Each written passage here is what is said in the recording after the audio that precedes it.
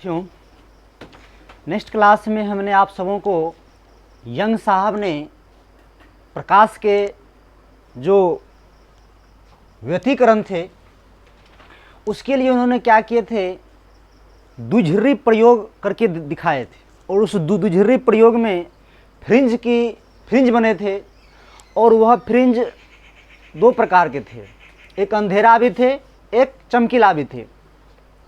तो आज जो है हम फ्रिंज की चौड़ाई ज्ञात करेंगे। 5 नंबर में क्वेश्चन यह पूछते हैं जो यंग के दुझर्री प्रयोग से फ्रिंज की चौड़ाई, तो दुझर्री प्रयोग क्या होता है सबको बताए हैं। तो दुझर्री प्रयोग से फ्रिंज की चौड़ाई का व्यंजक प्राप्त करें। तो यह क्वेश्चन समझने के लिए कुछ बेसिक बात आपको समझना पड़ेगा। वो बेसिक बात है कलांतर और पथांतर। तो कलांतर और पथांतर को समझना पड़ेगा, उसके बाद जो है आप फ्रिंज की चौड़ाई को ज्ञात कर पाएंगे। तो सबसे पहले हम यहाँ पे यह बता दें, आप सब आदमी 11th में वेक्टर का फॉर्मूला पढ़े थे, रिजल्टेंट बराबर आर बराबर A square plus B square plus 2ab cos theta. आप सबों को हमने यह बात बताए थे जो आर मैक्सिमम कब होता है और आर मिनिमम कब होता है। तो यहाँ एक बार देख लीजिए तब यहाँ आते हैं। तो हमने रिजल्टेंट का फॉर्मूला यहाँ लिख दिए, सब आदमी जानते हैं। तो आर मैक्सिमम तब होता है जो कॉस फाई का मैक्सिमम औकात 1 होता है। मतलब कॉस फाई जो है बाबू 1 से ज़्यादा कभी नहीं हो सकते, अधिकतम आपको बोलेगा। मतलब कॉस फाई अधिकतम मान के लिए वो 1 होता है और न्यूनतम मान के लिए -1 होता है। सबको बताई थी बात।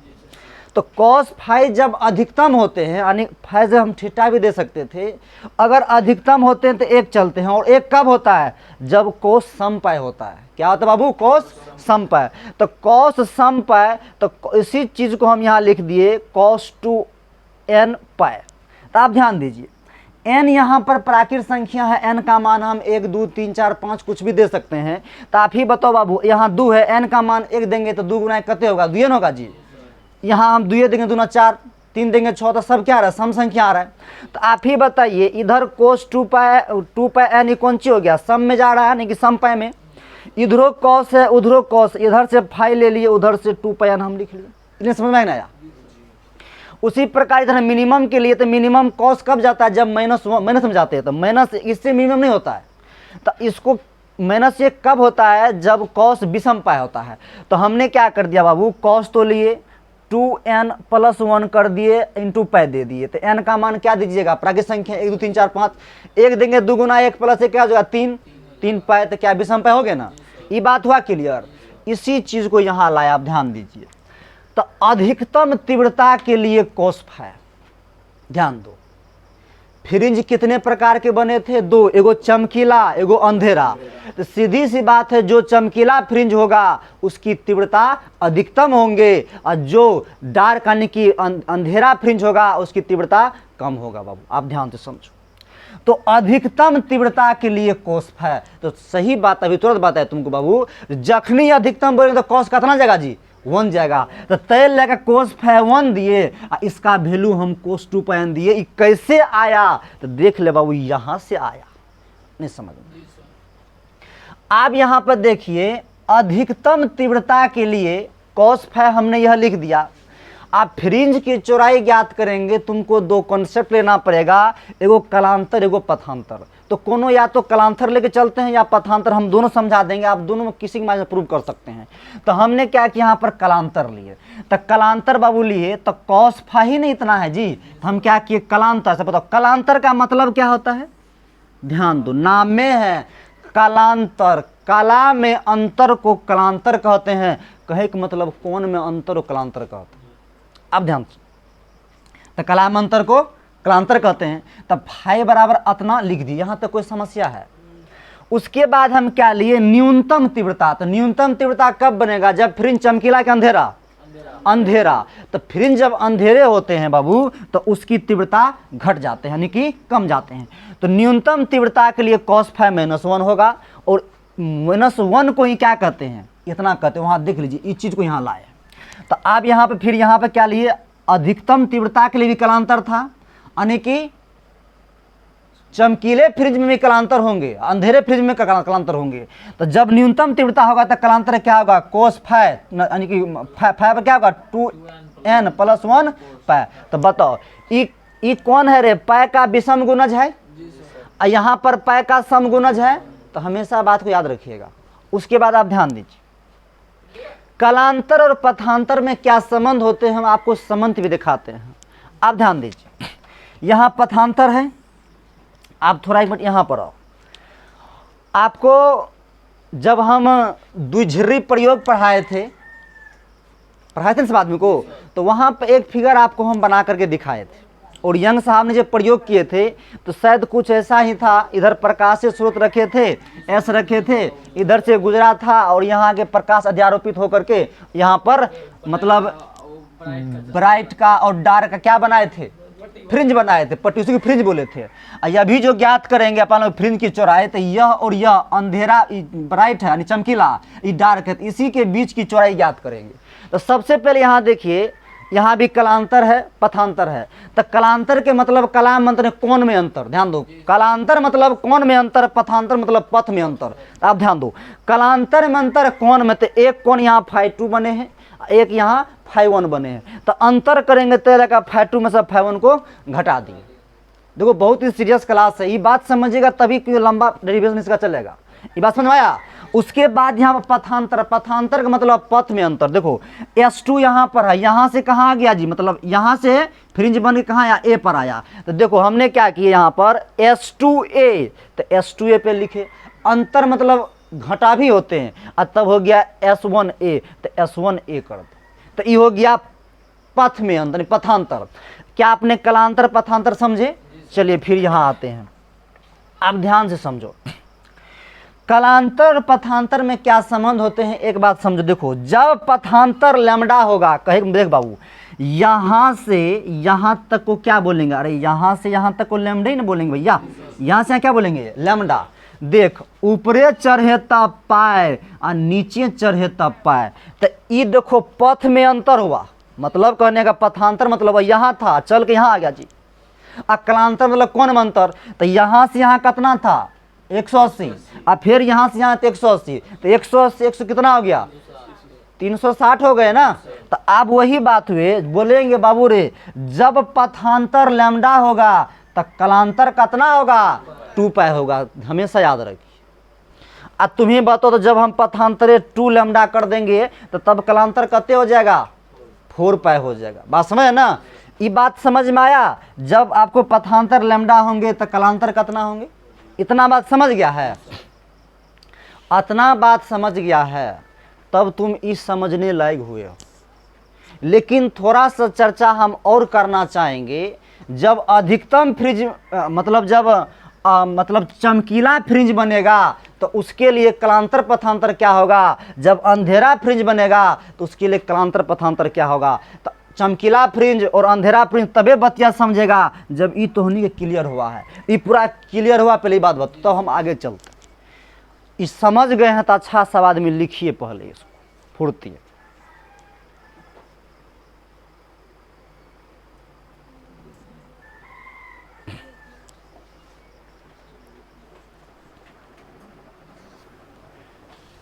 तो ये बतिया सब समझ गए हैं ना जी।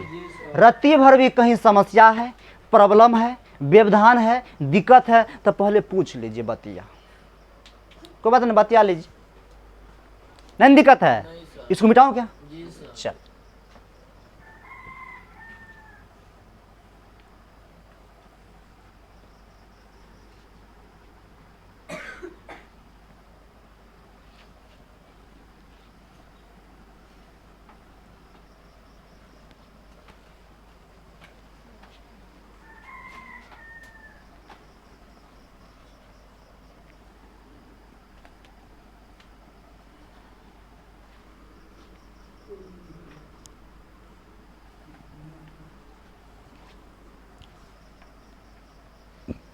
चलिए, आप नीचा से कॉन्सेप्ट लिखिए, तो स्टार देकर ही लिखेंगे सब आदमी लिखेंगे।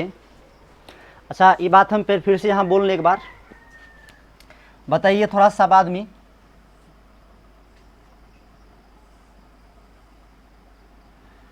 जब पथांतर, पथांतर मतलब पथ में पथांतर जब बाबू लैम्डा होगा तब कलांतर क्या होगा जी? कलांतर 2 पाई होता है, इसमें रत्ती हुई दिक्कत नहीं है ना। तो चलिए अब यहाँ सब आदमी स्टार देकर ही लिखेंगे,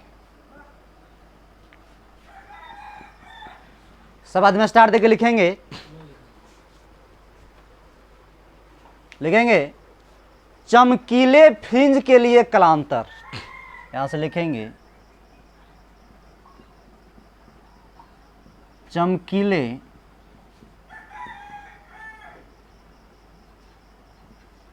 फ्रिंज के लिए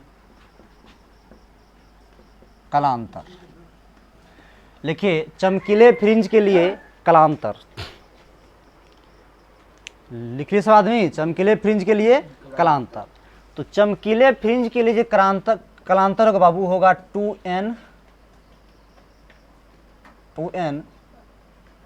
पाई, 2n पाई नहीं होगा बाबू, यहाँ 2n लैम्डा दीजिए, 2n लैम्डा। और कलांतर है तो कलांतर में क्या चलते हैं, कौन न चलते, कौन ही, सही बात है, पाई चल। देखो कलांतर चलेंगे तब पाई चलिएगा, और पथांतर चलेंगे तब लैम्डा चलेगा, समझ गए। लिखिए क्या लिखे साथ भी, चमकीले फ्रिंज के लिए कलांतर कितना हो गया बाबू, उसी तरह निकालेंगे चमकीले फ्रिंज के लिए पथांतर, ध्यान समझिए। चमकीले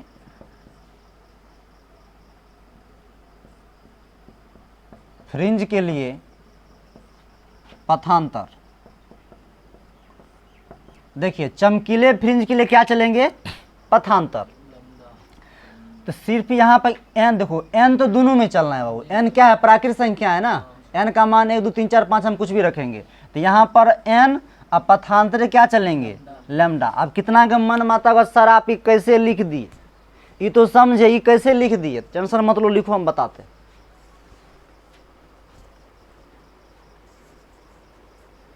चलिए कर लिए, चलो अब मेरे बात को ध्यान से समझिएगा। एक बात वहाँ लिखिएगा तो और लिख दीजिए सब आदमी, जैसे वहाँ पर 2n पाई है ना, तो बताइए वो समगुणज है कि विषम गुणज है जी, समगुणज। वहाँ लिख लीजिए क्वेश्चन पाई का समगुणज, यहाँ क्वेश्चन लिख लो, यहाँ ऑब्जेक्टिव आएगा पाई का समगुणज,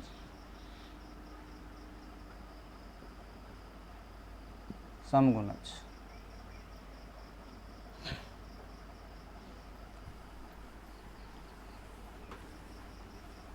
और यहाँ पर लिख लीजिएगा,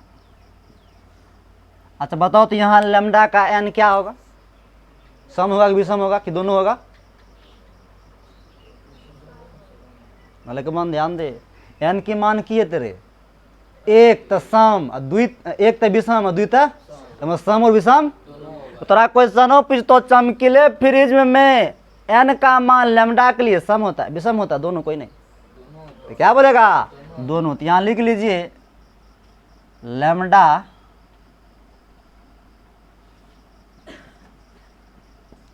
का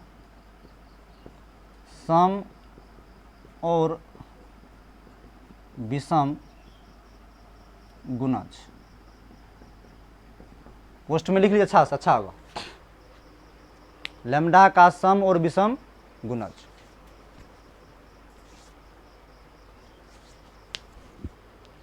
चलिए ये बात समझ में आया पहले, चलो आप ध्यान समझते हैं। तो चमकीले फ्रिंज के लिए कलांतर यह होते हैं और चमकीले फ्रिंज के लिए पथांतर यह होते हैं। आप बात ध्यान समझते, इतना कैसे हो गया, मनमाता होगा। तो बाबू एक बात बताओ, चूंकि तुमको यह बात हम तुमको बता के आए हुए हैं, अगर अच्छा 2 पाई पलांतर पथांतर है, कथांतर कलांतर है कि पथांतर है, कलांतर है, कौन में अंतर, आप बताइए। जब कलांतर 2 पाई होता है तब पथांतर क्या होता है, लैम्डा होता है। अभी तो यहाँ बताए थे ना, देखिए ध्यान समझ, मतलब कहने का यहाँ से यहाँ क्या बोलिएगा आप, लैम्डा। तो एगो पाई ऊपरे एगो पाई नीचे, तो जब यहाँ 2 पाई हुए तो बराबर लेमडा चलिएगा ना जी। बात हुआ पूरा क्लियर। चलिए ध्यान देते हैं। आप बताओ यहाँ पर 2 पाई है, ये कौन ही न है। तो अगर हम यहाँ पर 1 डिग्री का निकालना चाहे तो लेमडा बटे कितना दीजिएगा, 2 पाई नहीं दीजिएगा। लिखिए सब आदमी इसको साथ साथ चलते।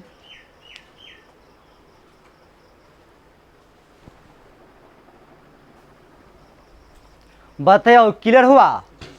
तो आपको दिक्कत कहाँ पर किया था, दर्द यही नहीं किया था सर कलांतर अतना लो पथांतर कितना बेले। तो ये बात से तुम जान गया ना, तो हमको इसमें इतना कैसे हो यही बताना है। तो ए बबुआ एक बात पूछें, कहिए ना क्या। तो यहाँ पर क्या देंगे 2 पाई n बराबर क्या दीजिएगा लेमडा बटा 2 पाई और गुना 2n पाई दीजिएगा। तो आप ही बताइए 2 से 2 काट दीजिएगा, पाई से पाई काट दीजिएगा, क्या बचा जी लेमडा n। देखिए तो बचा। बहुत ही अच्छा से घेर घार के टोपी पहनाइएगा। लिखिए अच्छा से फुर्ती में, समझ में आएगा ना जी। लिखो अगर अच्छा से।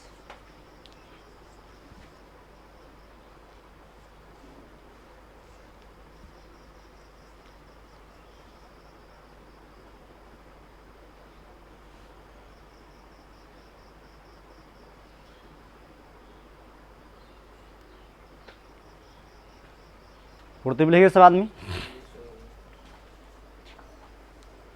समझ में आया ये।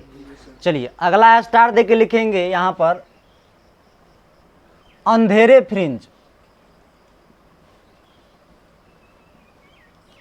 अंधेरे फ्रिंज के लिए कलांतर। चलिए साथ में लिख लिए। यहाँ क्या दिए हैं अंधेरे फ्रिंज के लिए कलांतर। तो यहाँ क्या कीजिएगा अंधेरे फ्रिंज के लिए क्या होगा तीव्रता बढ़ेगा घटेगा, घट जाएगा बाबू। तो यहाँ पर 2n + 1 इंटू करके दीजिएगा यहाँ पर पाई। तो देखिए यहाँ पर पाई सम गुणज होगा विषम गुणज होगा, देख लो। तो 2 है n का मान 1 देंगे तो कितना हो जाएगा जी 2 व 3 तो क्या होगा विषम गुणज होगा। तो पाई का कौन गुणज दीजिएगा यहाँ पर विषम गुणज। तो पाई का विषम गुणज हो गया।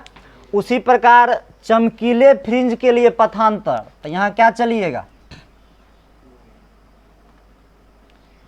2n + 1 यहाँ चलेंगे लेमडा बटा 2। समझ गए ना। तो लेमडा का क्या हो यहाँ अंधेरा फ्रिंज कर लीजिएगा। लिखेंगे अंधेरे फ्रिंज के लिए पथांतर। और यहाँ पर ये लिखिएगा लेमडा बटा 2 का। देखो यहाँ पर क्या होगा ध्यान समझो 2n + 1 लेमडा बटा 2 है। तो आप देखिए n का मान कितना देंगे 1। तो 1 देंगे यहाँ पर तो 2 1 3 तो फिर भी क्या होगा लेमडा के आधा करेंगे तो भी क्या होगा लेमडा बटा 2 का सम होगा। केवल क्या होगा इसमें विषम गुणज ही होगा। यहाँ से बहुत ही अच्छा ऑब्जेक्टिव बनेगा। ये चीज़ को ध्यान से समझिएगा। देखिए चमकीला फ्रिंज के लिए कलांतर क्या बना था पाई का सम गुणज। उसके बाद जैसे पथांतर क्या बना था सम और विषम लेमडा के लिए। लेकिन ये दोनों में क्या है विषमे है। बस में ना मन माता ये भी कैसे हो गया ये बात बताते फिर उसको लिखिए तो बताते हैं।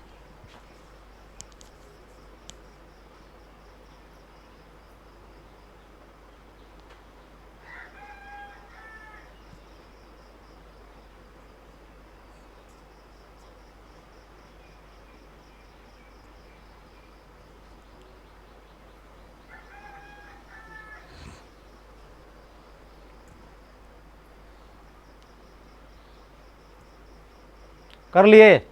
अब ध्यान दीजिए आपको सब पता है बाबू। जब यहाँ पर कलांतर क्या होता है 2 पाई होता है तो पथांतर लेमडा होता है। ये कर लिए। तो हमको इतना में इतना चाहिए तो यहाँ लिखिए क्या दीजिएगा 2n + 1 इंटू पाई। तो लेमडा बटे 2 पाई इंटू 2n + 1 पाई। तो बताइए पाई से पाई काट दीजिएगा। तो यहाँ क्या बच गया जी 2n + 1 इंटू लेमडा बटे 2। देखिए वही ना है। फुर्ती में लिखिए इसको, फुर्ती में लिखते हैं। इतना करने के बाद आपको कुछ क्वेश्चन देते हैं 3-4। इतना समझने के बाद वो क्वेश्चन समझने के लिए कितना डेंजर होगा बात समझ सकते हैं। समझ है ना। जल्दी कीजिए।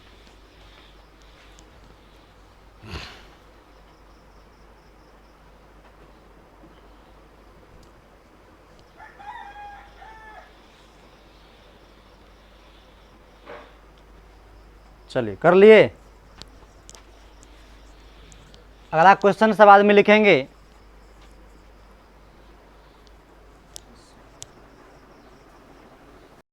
चलिए अलग क्वेश्चन लिखिए बस आदमी। लिखिए चमकीले फ्रिंज के लिए पथांतर का मान, चमकीले फ्रिंज के लिए पथांतर का मान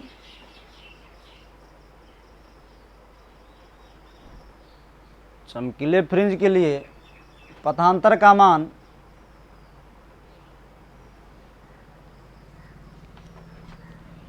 λ/2, λ/2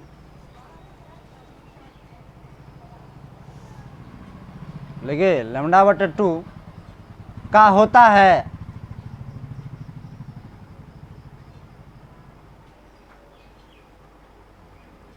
λ/2 का होता है। चलिए ऑप्शन देते हैं, ध्यान से देखिए।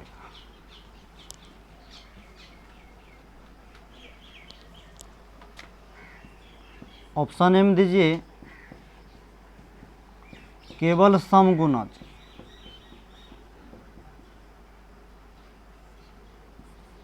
बी में लिखिए केवल विषम गुणज,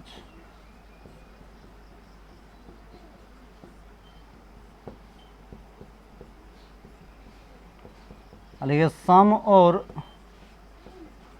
विषम दोनों गुणज। डी में दीजिएगा नन ऑफ दिस।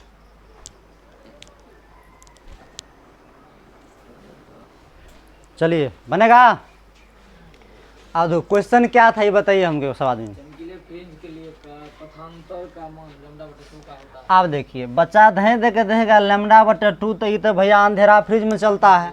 हम चमकीला वहाँ उल्टा पूछ दिए, समझ गए ना। आप कैसे ध्यान से समझो बात को, तुमको उल्टा सोचना है। कैसे आप यह पहले सोच लीजिए ये चमकीला फ्रिंज के लिए पथांतर क्या होता है, हमको तुम ही बता दो पहले। सम और विषम दोनों होता है। सम विषम दोनों होता है। फार्मूला बोलना की रही n λ। हाँ एन और λ। आप ध्यान से समझ बाबू। लेकिन तुमको चमकीले फ्रिंज के लिए पथांतर का मान कितना देके पूछा जी? λ/2। 2 दिया यहाँ पे। तो तुम्हें बता बाबू, अतः हमें 2 से गुना क्या दिए, यतः 2 से भाग दे दिए। की समस्या लग रहा है? तो तुम्हें बता ई बात तोरा मिल गेलो। एन यहाँ पर कौन चीज है? प्राकृत संख्या है। तो एन के मान की दबी 1 2 1 देवे तो 2 देवे तो सम चाहिए कि विषम? तो केवल सम की केवल विषम एकदम? तो केवल सम, तो लग केवल सम बनल। ये लाइन बुझा ये बहुत ही अच्छा क्वेश्चन था जो लिखिए। किसको लगता हम समझ गए? अरे मतलब देख रहा है 12th क्लास के न्यूमेरिकल खूबसूरती, जहाँ तहीं घूम के गिर जाओगे ना लगभग। ठीक है ना। चल अगला क्वेश्चन देते बना के देखा हमने, सेम इसी तरह लिखते हैं। लिखिए अंधेरे फ्रिंज के लिए पथांतर का मान, अंधेरे फ्रिंज के लिए पथांतर का मान। अब देखो कितना भौन टीचर बन होता ना, वो तो क्वेश्चन में गलत है। वहाँ खाली लमडा होगा ऐसे बोलेगा वो, लेकिन तो नहीं जब तक ऐसे हुआ ना सर जी। ले क्या लिखे भाई साहब? अंधेरे फ्रिंज के लिए पथांतर का मान निम्नलिखित में से क्या संभव है? निम्नलिखित में से क्या संभव है? निम्नलिखित में से क्या संभव है? सोच के बनाना बाबू, बहुत ही अच्छा सवाल है। हम लिख रहे हैं 2 lambda, 2.5 lambda, 3 lambda, none of this. इहो बना के दिखा दे तो जोर की झटका धीरे से।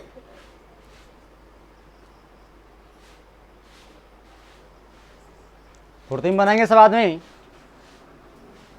चलिए ध्यान दीजिए, इसका जो राइट आंसर होगा बाबू क्या होगा वो? लेकिन मन में आता होगा सर कैसे आपने मार दी। तो ध्यान से सीखो। पहले तुम पहले हमको ये बात बता दो बाबू, पथांतर पूछे है ना, तो क्या होता है अंधेरे फ्रिज में पथांतर बताओ तो? 2n+1 λ/, तो तू हमेशा λ/2 लाने की प्रयास करना। अन्य कौन सी है ये? विषम है ना जी? विषम नहीं है रे। तो तुम्हें बता बाबू, अगर यहाँ पर हम 2 लैम्डा देते हैं, आप ही बताइए, 2 लैम्डा देंगे और यहाँ पर हम 2 से भाग देंगे तो 2 से तो कट ही जाएगा। ये हुआ, और 2 यहाँ पर सम संख्या हो गया बाबू, ये तो नहीं हो सकते। आप देखिए यहाँ पर अगर 2.5 लैम्डा है तो इसको उड़ाएंगे तो बटन में क्या दोगे? अरे देगा न लकबान। तब बोल बाबू, ये कहते हैं तो 25/10 काट 5, इसको काटेंगे 2 पंचा तो क्या हो गया? आई 5 गुना लिख सकते हैं λ/2। तो देख दो λ/2 तो छे रे बाबू, फॉर्म देख λ/2 है। अरे बोल ना कौन अन्य विषम है ना, तो देख 5 विषम छे कि सम छे? विषम है ना, तो इसीलिए बी सही होगा। हुआ क्लियर नहीं होगा? समझे? जल्दी लिखिए इसको। अब इतना बात जब क्लियर हुआ है बाबू, आप देख ले, 1 घंटा लगा पूरा क्लियर करें। अब 1 घंटा अगर आप प्रूव करें, अब समझ सक इतना बात क्लियर है, तबे तो तोहनी जो यंग के द्विध्रुवी प्रयोग के लिए फ्रिंज की चौड़ाई का जो व्यंजक प्राप्त करेंगे तब समझ पाइएगा। हुआ क्लियर? चलिए बाबू, अब सब आदमी लॉन्ग क्वेश्चन करके लिखिए उसको। अब रत्ती भर भी इसमें कोई दिक्कत नहीं है। चलिए अब सब आदमी क्वेश्चन लिखिए लॉन्ग क्वेश्चन करके।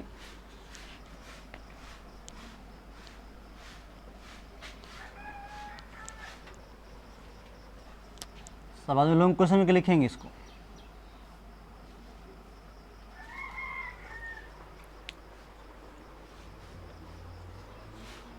यंग के द्विध्रुवी प्रयोग से फ्रिंज की चौड़ाई का व्यंजक प्राप्त करें।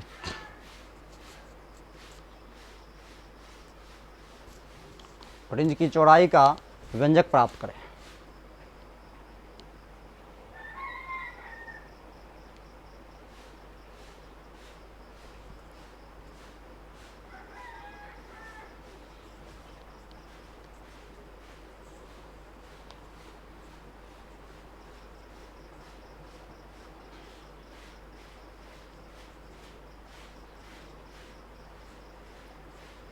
चलिए साथ में कर लिए।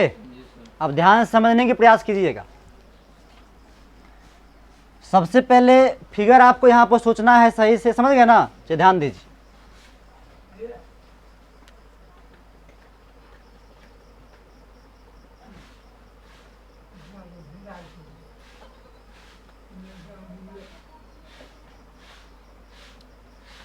एक छिद्र यहाँ कर दीजिएगा, एक छिद्र यहाँ कर दीजिएगा। अब ध्यान समझिए, ई S1 होगा, ये क्या होगा? बात को समझिए। इधर एगो लाइन और लिए थे तो हमको जरूरत नहीं है उसका, समझ गए ना? तो ये क्या हो जाएगा? S2। ये क्या हो जाएगा? S1। और यहाँ से यहाँ की बीच की दूरी क्या लिए थे? छोटा d लिए थे। इस बीच में एक पॉइंट हम लेते हैं, मतलब इसको आधा आधा करते हैं। तो आधा करेंगे तो आप ही लोग बताइए थोड़ा सा हमको, ये क्या हो जाएगा? d/2। ये भी क्या हो जाएगा? d/2 होगा। आप ध्यान समझते।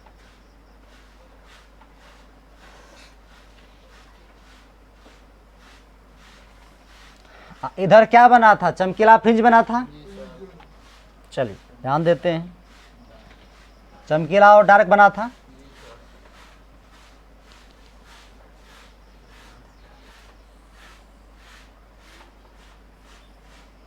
बताइए, यहाँ से यहाँ अगर हम d दूरी ले तो ये भी सब d पूरा समांतर था, सब d ही होगा।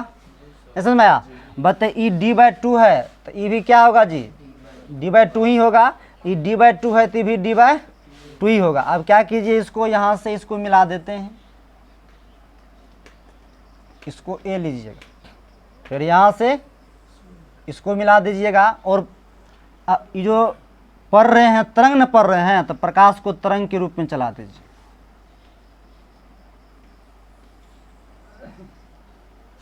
चलिए बनाइए फुर्ती से बाद में।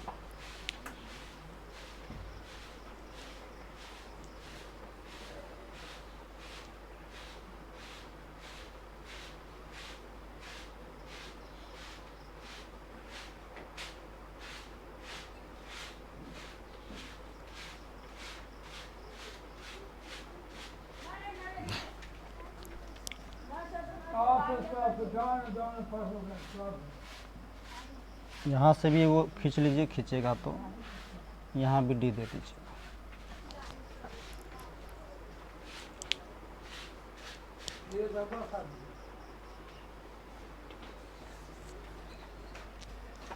इसका नाम ई दे दीजिए, इसका नाम ए दे दीजिएगा। यहीं भी कर दीजिए, कोई बात नहीं, उस इतना काम चलेगा पानो, इतना बनाइए फुर्ती से।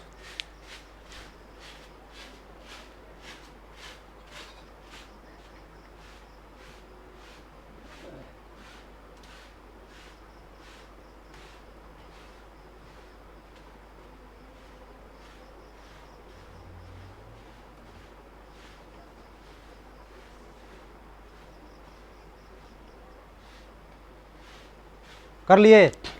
और क्या कीजिएगा, फ्रिंज बनना शुरू हुआ है, इधर से ऊपरी बनना शुरू हुआ है ना, तो आप क्या कीजिएगा, ए से बी की डिस्टेंस को कुछ मान लेते हैं, एक्स मान लेते हैं, ठीक ना, आप लोग एक्स मान लीजिएगा।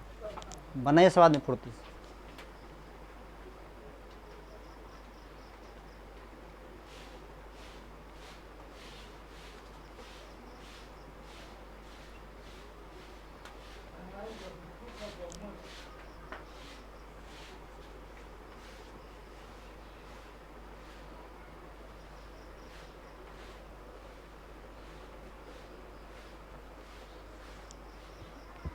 कर लिए। चलो अब पथांतर या कलांतर की बात आएंगे तो समझ जाएंगे सब आदमी। चलिए अब यहाँ हम लिख रहे हैं पथांतर। बताओ बाबू, पथांतर अगर हम लिखेंगे तो क्या लिखेंगे बताइए, S2 कहाँ से B, तो S2B माइनस S1B। ये समझ में आया? इक्वेशन फर्स्ट मान लीजिएगा। चलो ले फुर्ती।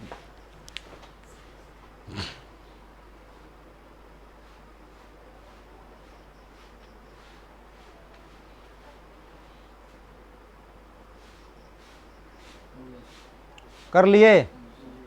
चलिए आप ध्यान दीजिए, पथांतर का मान कितना हो गए, S2B और S1B। अब देखिए आपको यह त्रिभुज समकोण त्रिभुज दिखाई दे रहा है, तो समकोण त्रिभुज में क्या होता है, समकोण त्रिभुज में कर्ण का वर्ग अंधो भुजा के वर्गों के योग के बराबर होता है। सबकी बात पता है? तो चलिए यहाँ पर लिखते हैं S2B स्क्वायर, उसके बाद हो गए D का स्क्वायर प्लस, अच्छा बताओ तो समकोण त्रिभुज में ये क्या हो गया, कर्ण हो गया जी, तो ये पथांतर हुआ ना, तो पथांतर दिए तो क्या है यहाँ से S2B, तो S2B का होल स्क्वायर किए, बोलो। और उसके बाद ये क्या है, ये D कौन सी है रे, आधार है, ये क्या है, तो आप ही एक बात हमको बताइए, यहाँ से ले रहे हैं ना, तो यहाँ से यहाँ कितना है D बटे, और वहाँ कितना है x, तो x में क्या करेंगे D/2 को जोड़ देंगे, तो D के स्क्वायर x प्लस D/2 के होल स्क्वायर। लेकिन समझ में आया? नहीं समझे जी? चलिए अब आपको ऐसा करते हैं, a plus B whole square तो होता ही होगा, तो हम क्या करते हैं यहाँ D के स्क्वायर, बोल पहिलका के टोपी प्लस दूसरका के घेर घार के टोपी और टोपिए पटक के गली में फैटा फैटी। ई लाइन समझा कि नहीं? देख D square plus x square दिए, इसका स्क्वायर के प्लस 2 भी कर दिए, बताओ E2 से 2 कट जाएगा ना, यहाँ क्या हो जाएंगे बताइए, D square plus x square plus D/2 के होल स्क्वायर अब प्लस XD। देखिए फुर्ती पे साथे साथे चलते हैं। अरे तो इसको तोड़ के बाहर कर लीजिए, काहे अंदर रखिएगा, इसका स्क्वायर करके 4 दे दो, ये भी हो सकता है ना, D²/4 कर लीजिए, फुर्ती में कीजिए।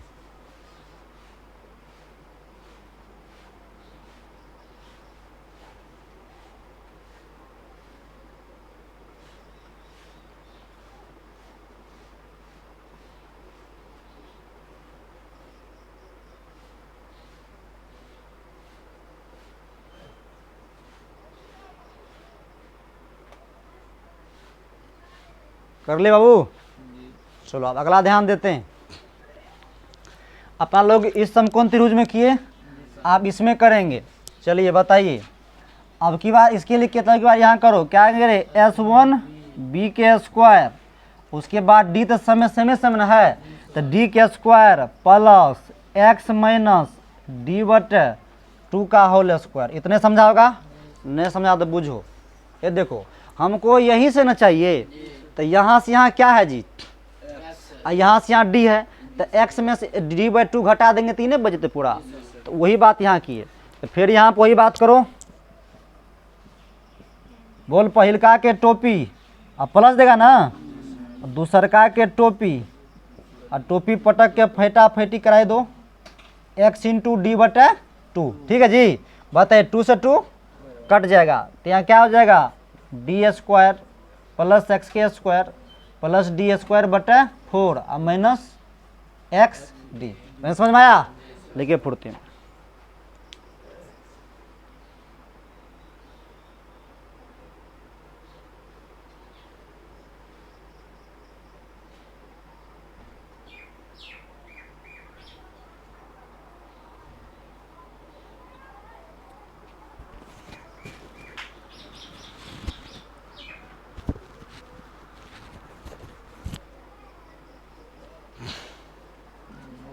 कर लिए, इतना को मिटा सकते हैं। चलिए ध्यान दीजिए, इसको मिटा लेते हैं।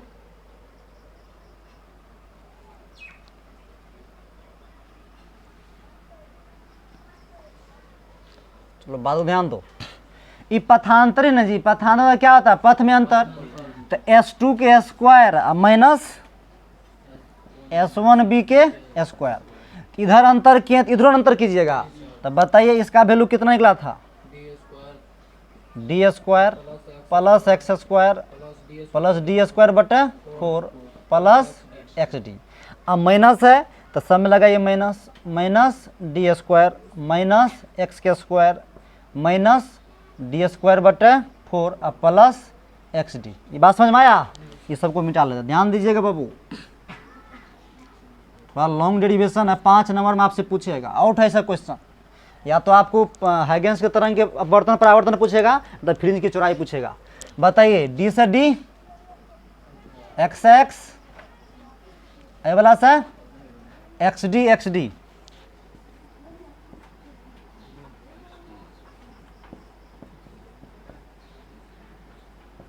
कितना होगा रे, एक्स डी 2XD। लिखिए फुर्ती में, नहीं समझे क्या, लिख।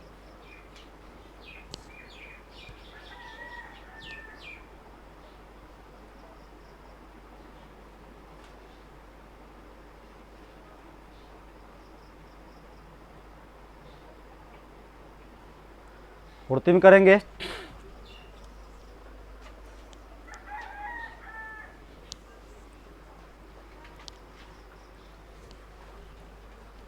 जल्दी किया, इसको पूरे कर देना है, समझ गए ना, लेंदी, थोड़ा लेंदी है लेकिन पूरा करेंगे इसको।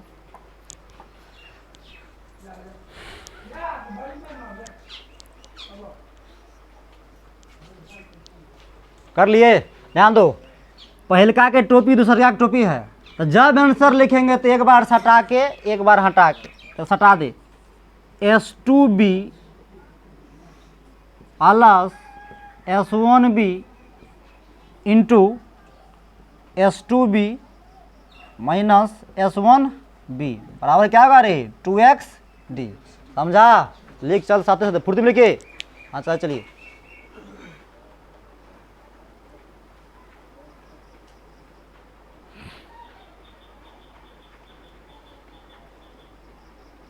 हाँ ये क्वेश्चन कर दीजिए, क्या नहीं समझे क्या हो गया। आप ध्यान दीजिए, देखिए यहाँ पथांतर इतना है ना, तो हम पथांतर को ही रखते हैं, उसको उधर भेज देते हैं, तो क्या हो जाएगा, S2B माइनस S1B बराबर क्या हो जाएगा, 2XD। बटन में बोलिए क्या दीजिएगा यहाँ पे, S2B प्लस, ठीक है, लेंगे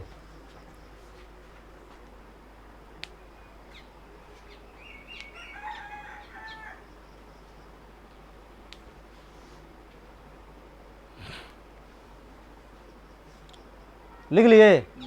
चलिए अब लेते हैं समीकरण 1 से।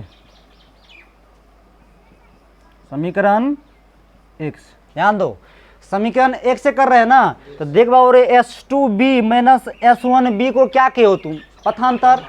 यहाँ लिख सकते हैं पथांतर बराबर क्या देंगे? 2xd बटे S2B प्लस S1B। लिखिए फुर्ते में।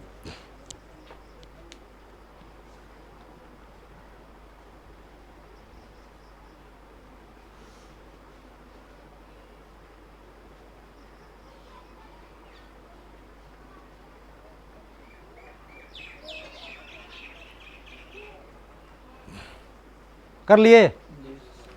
ऊपर से मिटाऊं? लिखिए अब न्यूनतम विचलन के लिए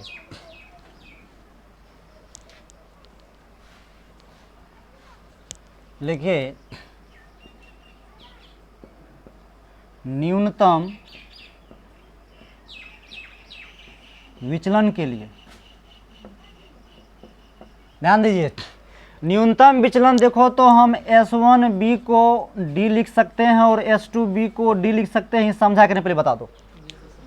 ये देखिए न्यूनतम विचलन का मतलब क्या होता है? ये जो आप चले हो S1B, इसको पटक कर किसी बिंदु पर ला देंगे, तो इसी पर ला देंगे, पता चला क्या है D। इसी को पटक फिर इसी पर ला देंगे D, तो तेल है कि S1B को भी D बोलेंगे, S2B को भी D बोलेंगे। लिखिए पूर्ति में।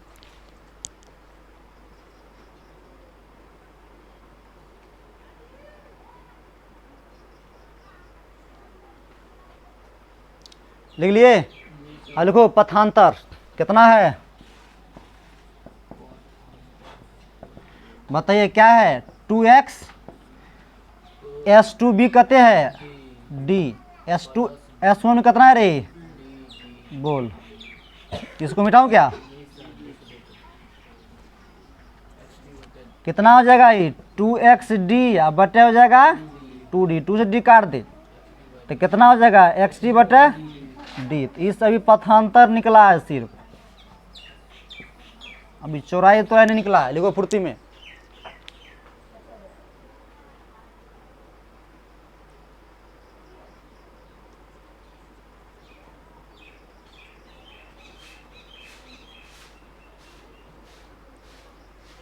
कर लिए? हो गया? चलिए इसको मिटाऊं क्या? थोड़ा मिटाने बचेंगे। चलिए ऊपर से इसके नीचे से लिखिए सब आदमी। लिखे चमकीले फ्रिंज के लिए पथांतर। चमकीले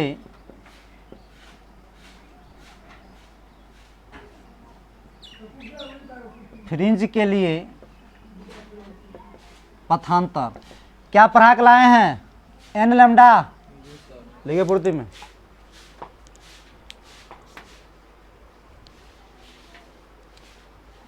कर लिए? आप ध्यान दो। इधर जो अपना लोग को फ्रिंज प्राप्त हुई थी चमकीला डार्क, एगो प्राप्त हुआ कि बहुत रे? तो बहुत हुआ था। तो अब यहाँ से हम लगभग 2 का निकालते हैं। लिखते हैं पहला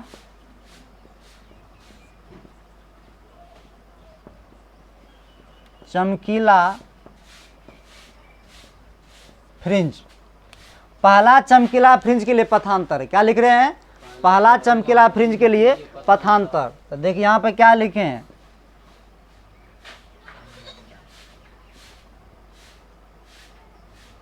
एन लैम्डा बराबर में देंगे यहाँ पर XD बटे D। लिखिए पहले सवाल में इसको।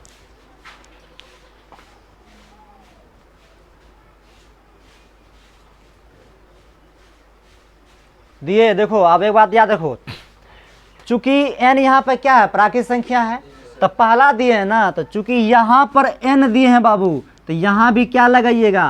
हे यहाँ पर x के स्थान पर भी n ऐसे लगा दीजिएगा। समझ गए ना? लिखिए फुर्ती में।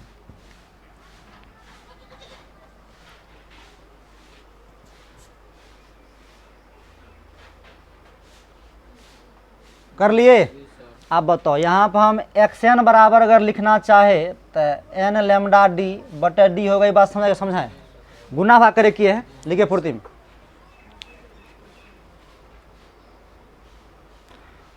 ऊपर में कैपिटल डी जाएगा जी, नीचे स्मॉल डी। ऊपर में केबल लीजिएगा, वो नवा कर लीजिएगा, हो जाएगा।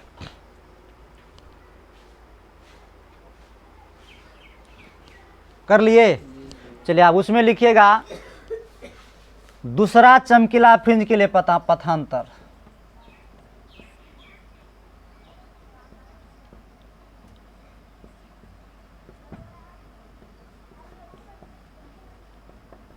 दूसरा चमकीला कर लीजिएगा यहाँ, दूसरा चमकीला फ्रिंज के लिए पथांतर, दूसरा चमकीला फ्रिंज के लिए पथांतर। तो अब की बार देखिए दूसरा किए हैं तो एक और जोड़ेंगे तो कितना हो जाएगा, n+1 इंटू लेमडा हो जाएगा। तो यहाँ भी क्या दीजिएगा, x तो दीजिएगा, n+1 यहाँ भी लेमडा दीजिएगा, अब बटे में क्या देगा, d। तब बता यहाँ भी क्या लिखिएगा, x1 + 1 बटे क्या होगा, बोलो। अरे जिस तरह से यहाँ xn निकाले ना जी, यहाँ भी xn+1 निकालेंगे तो यहाँ पर क्या देंगे बताओ ना, n+1 लैम्डा डी होगा, n+1 lambda D, lambda D ऊपरे में डी होगा सर, ऊपर का डी लिखिए फुर्ती में, डी है तो, अरे n+1 इंटू लेम, हाँ ये वहाँ पर डी होगा, छोटका डी ऊपर वाला में, लैम्डा डी ओह ऊपर में सर, यहाँ तो ये डी होबे न करेगा, नहीं वहाँ बड़का डी होगा, वहाँ भी ठीक है था, ये लैम्डा जहाँ वहाँ छोटका डी होगा, लेमडा नहीं होगा। नहीं सही बात, लिख।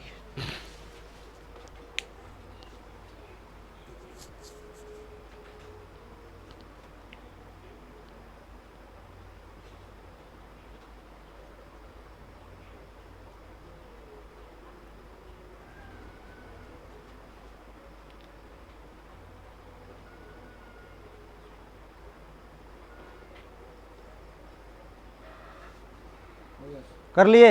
अब लिखिए यहाँ से फ्रिंज की चौड़ाई, देखिए फ्रिंज की चौड़ाई कितना लेंदी है देख रहे हो।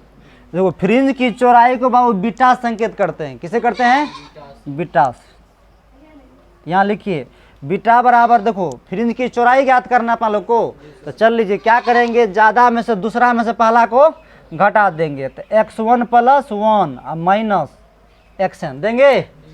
ध्यान दो, बीटा बराबर बोल xn + 1 की वैल्यू कते छै, n+1 लैम्डा डी, लैम्डा बड़का डी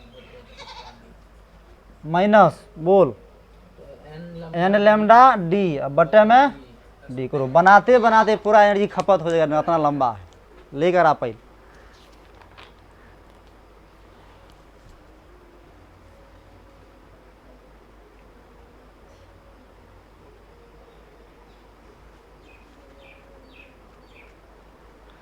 ऊपर लिख लिए है ना, ऊपर मिटाए,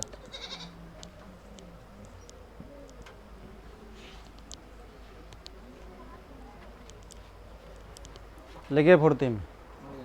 कर लिए?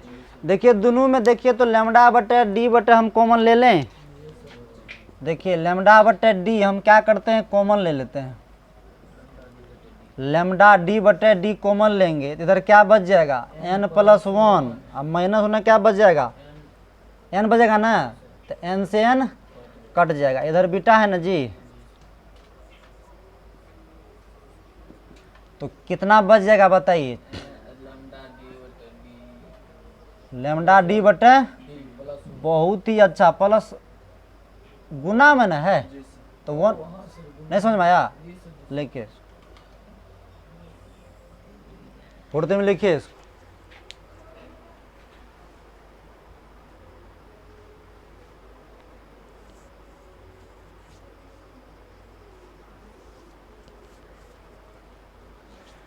ये हो गया वो प्रूव्ड। अभी और बचा था, रुको अभी और थोड़ा बचल है, इसको मिटाओ क्या, अभी चमकेला रिसिप्ट निकला है ना, अंधेरा लेके लिखेगा, जहां कर लेना इसमें,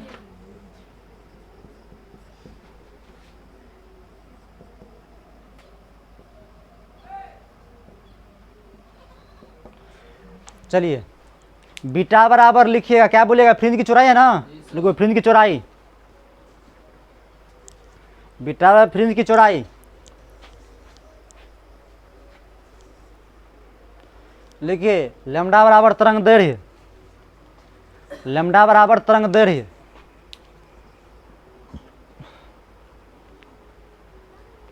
डी में लिखिएगा स्लिट से पर्दा की बीच की दूरी।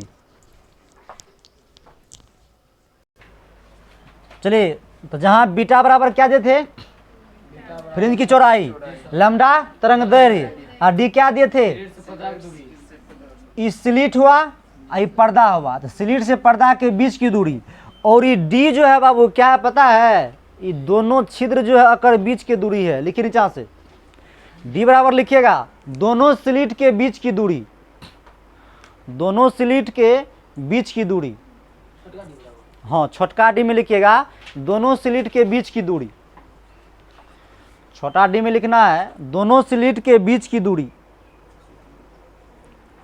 दोनों स्लिट के बीच की दूरी। चलिए तो यह तो आप चमकीले फ्रिंज के लिए किए। चलिए आप लिखेंगे नीचा से अंधेरे फ्रिंज के लिए पथांतर, लिखिए अब अंधेरे फ्रिंज के लिए पथांतर,